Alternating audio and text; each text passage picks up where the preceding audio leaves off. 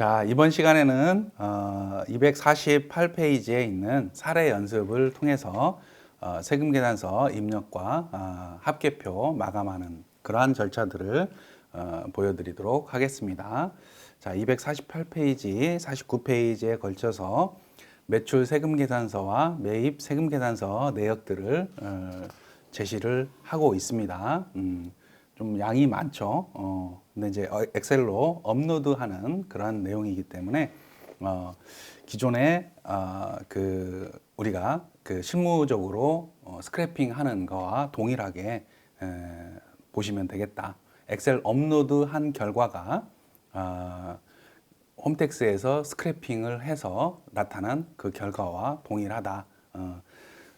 그 자료를 수집하는 거 방식만 다를 뿐이다라고 보시면 될 것 같고요. 매출과 관련해서는 작성 일자가 쭉 제시되어 있고요.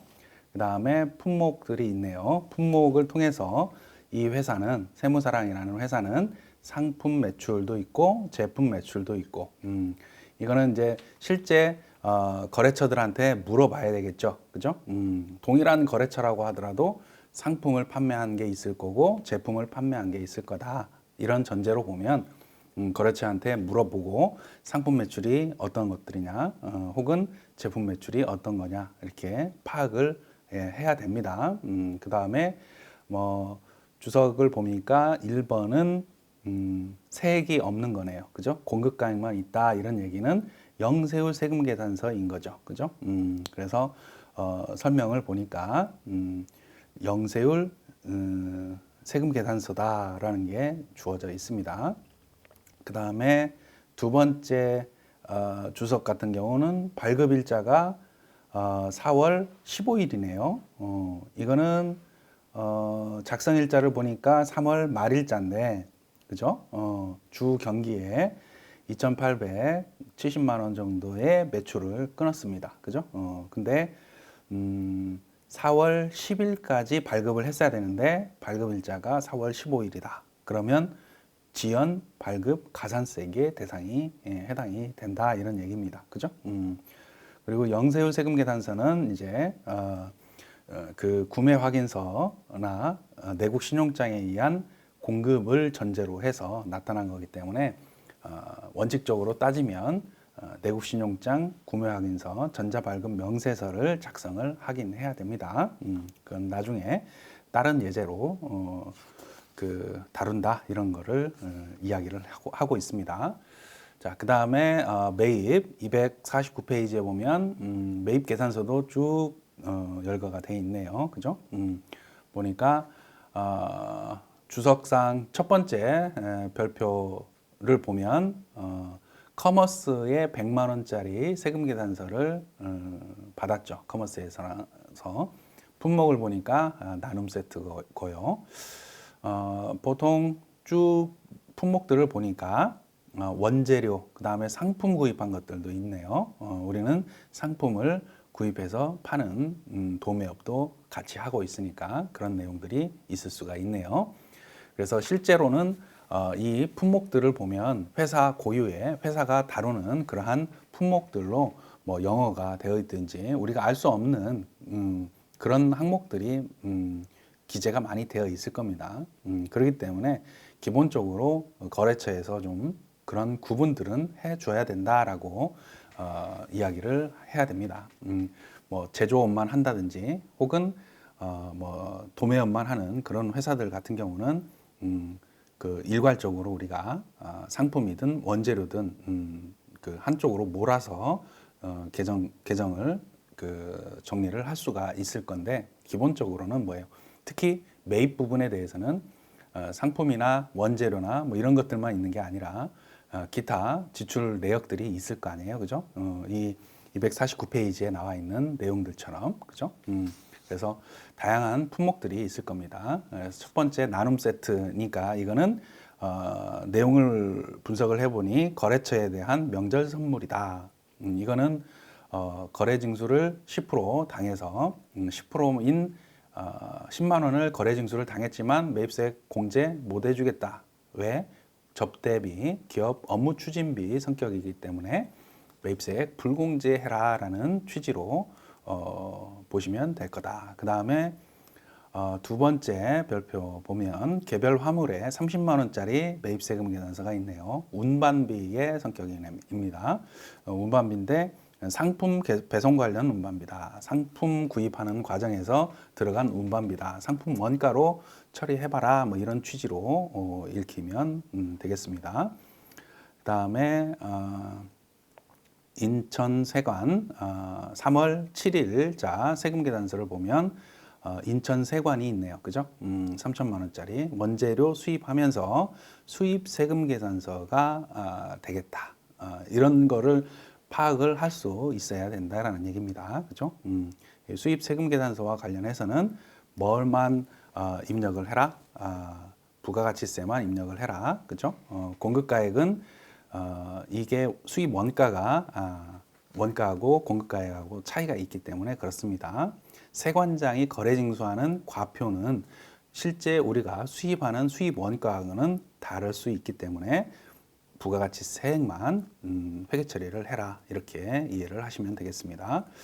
다음에 3월 8일자로 KT 통신비겠죠. 그죠? 통신비. 이거는 보니까 법인 카드로 결제를 하고 있네요. 그죠?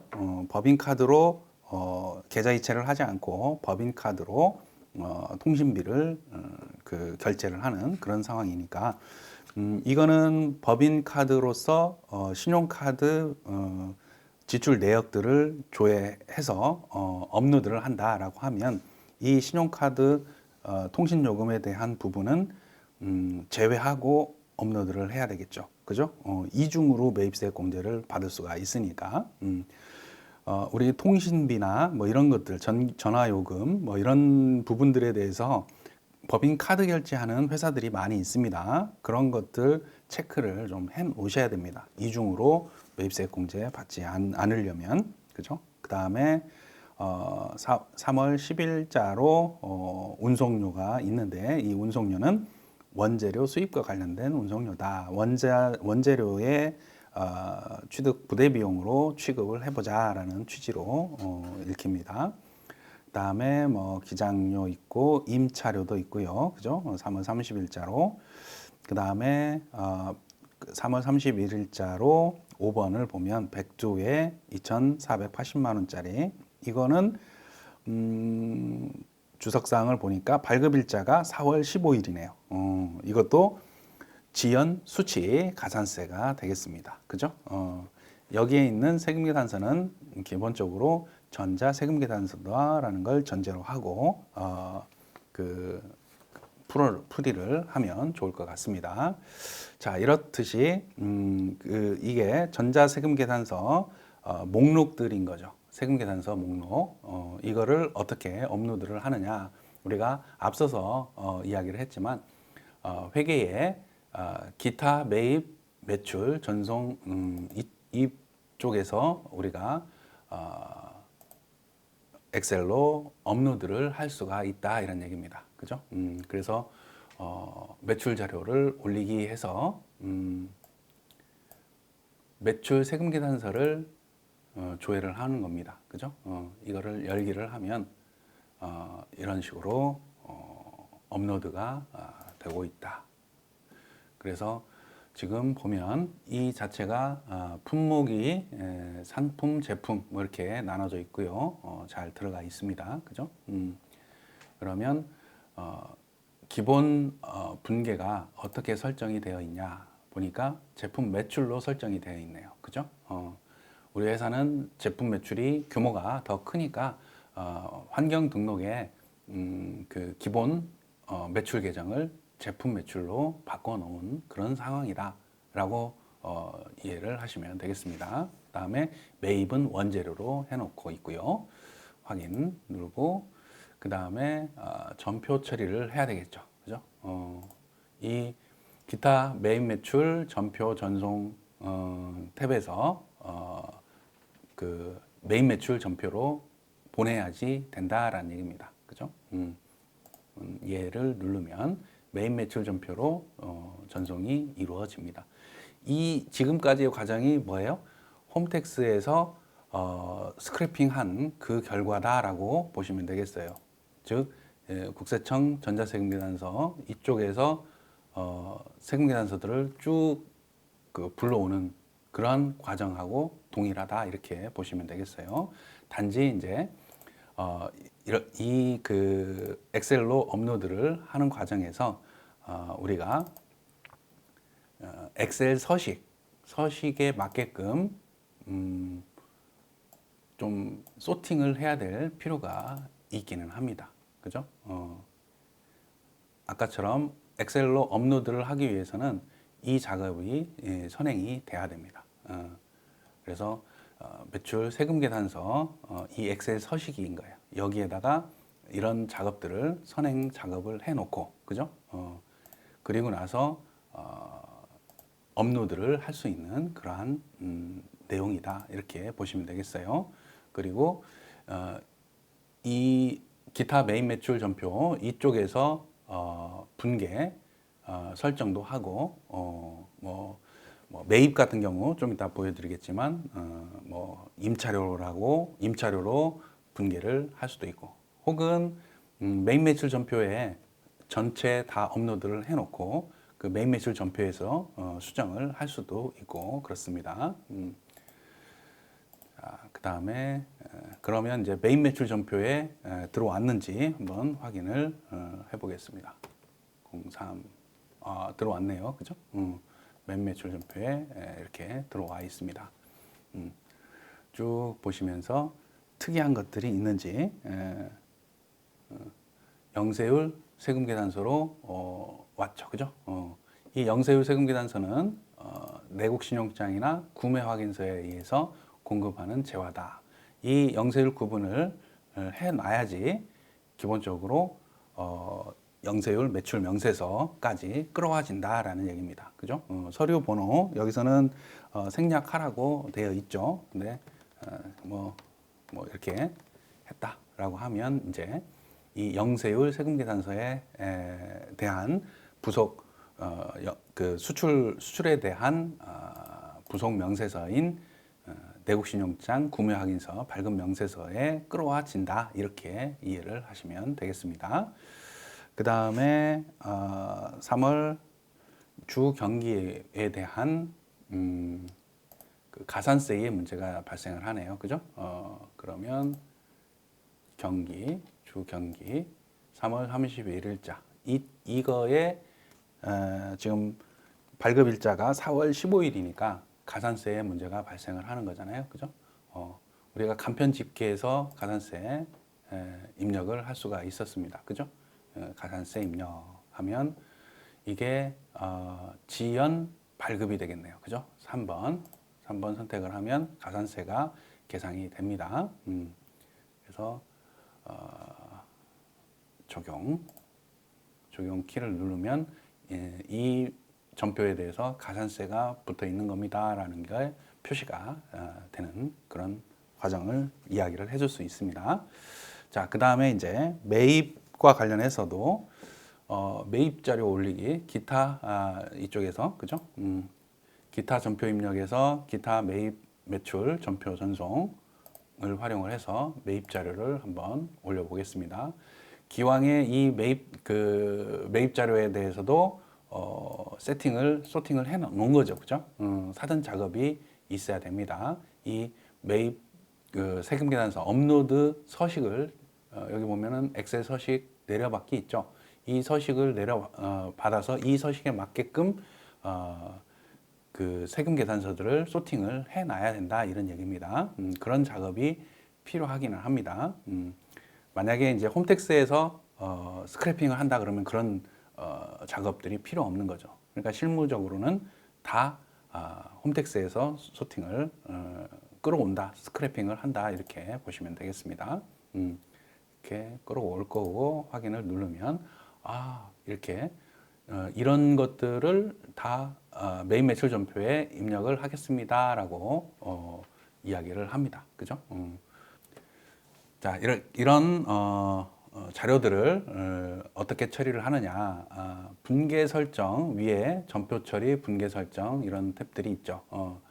분계 설정을 보면 기본적으로 세팅이 매출은 제품 매출, 매입은 원재료로 세팅이 되어 있습니다. 그죠? 그래서 이걸 확인을 누르면 분계를 이렇게 할 겁니다라고 보여줍니다. 그죠? 매입 매출 전표에 전표 처리를 하면 보면은 상품도 원재료로 입력을 할 거고, 보면 뭐 관리비도 원재료로 입력을 할 거고요. 그죠? 근데 여기에서 분계를 바꿀 수도 있고요. 그죠?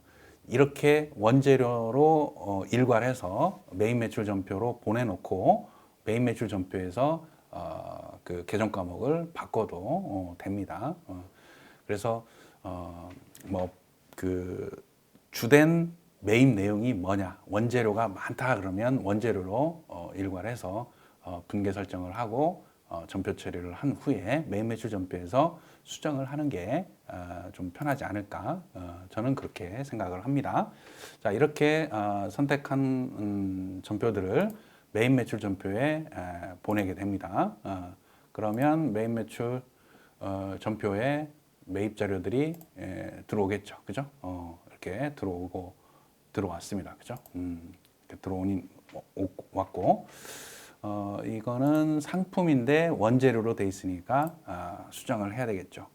상품으로 이렇게 하나씩 바꿀 수가 있다라는 얘기입니다. 그 다음에 이 백두와 관련돼서는 가산세의 문제가 발생을 하죠. 그죠? 그래서 이 부분도 가산세 체크를 해줘야 되겠죠. 그죠? 이거는 발급 일자가 4월 15일이니까 지연 수치 가산세가 되겠네요. 전자세금 계산서니까. 그죠? 가산세, 지연 수치 가산세 7번이 되겠습니다. 매입이니까. 그죠? 지연 수치 가산세. 그러면 좀 그 대상 금액과 공급가액과 가산세율이 적용이 돼서 그 자동으로 계산이 된다. 가산세액이. 그 다음에 우리가 또 체크를 해야 될 게 운반비 5월 25일자로 개별 화물 지금 상품에 대해서 우선은 상품에 대해서 원재료로 처리한 계정 과목들을 좀 바꿀 수 있어야 되겠죠. 그죠? 상품에 대해서 이렇게 얼마 몇 개 되지는 않지만 실제로는 굉장히 많겠죠. 그죠? 그러면 뭘 활용을 해요? 이 상품들을 전체로 선택을 해서 계정 과목 코드를 바꿀 수 있으면 되겠죠. 그죠? 계정 코드가 153인데 뭘로 146으로 바꿔주세요라고 이야기를 할 수가 있습니다. 그죠? 그러면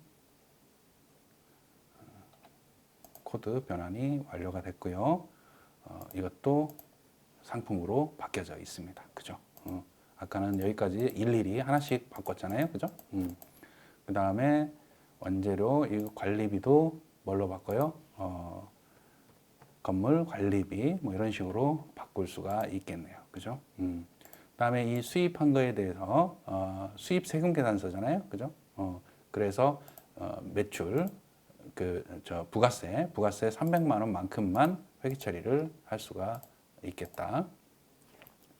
그러면 대변에 이 1로 해서 부가세만큼만 회계 처리를 하시면 되겠다. 이 기장료도 원재료가 아니라 수수료 비용 뭐 이렇게 회계 처리를 하시면 되겠죠. 통신비도 통신비로 계상이 돼야 될 거고요. 이 운송료, 항공물류와 관련된 운송료는 뭐하고 관련이 있어요? 4번을 보면 원재료 수입 관련된 운송료다. 그러니까 원재료의 그 취득 부대 비용으로 놓으면 되겠죠. 그죠? 이건 그대로 놓으면 되겠네요. 자, 그 다음에 나눔 세트 이 100만 원짜리는 접대비잖아요. 그죠?